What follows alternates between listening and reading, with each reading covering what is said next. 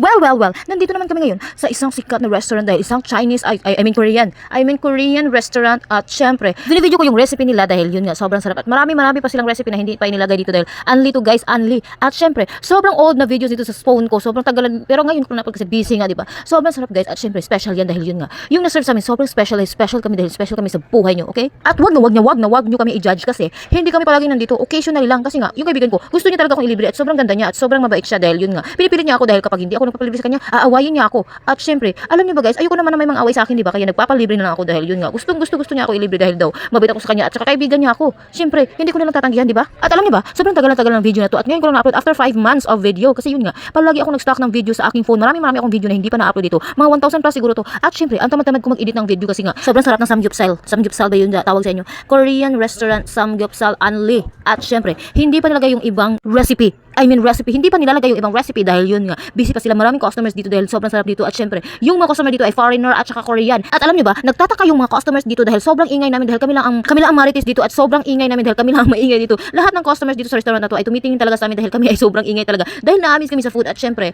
yung mga ignorante kami guys, ano yung ignorante sa Tagalog? Hindi ko alam. At syempre, ngayon ako napag-upload ng video dahil yun nga, busy dahil sa work at syempre yun nga. Minsan ako nakapag-upload dahil yun nga, nakakatamad mag-edit ng video at syempre, hindi kayo nag-watch, hindi kayo nag-react dyan at hindi kayo nagko-comment dyan sa video ko kaya ako ay tinatamad, okay? Kung hindi ka pa nakapag-try nito ay syempre, tawagan mo na o i-chat mo na ako dahil gusto kong makatry ka nito at makatikim ka naman nito. Ilibre mo ako at syempre ako na bahala kung saan tayo pumunta. Sobrang sarap talaga guys at syempre hindi talaga ako nagbibiro. Sobrang sarap talaga ng menu at syempre very affordable guys.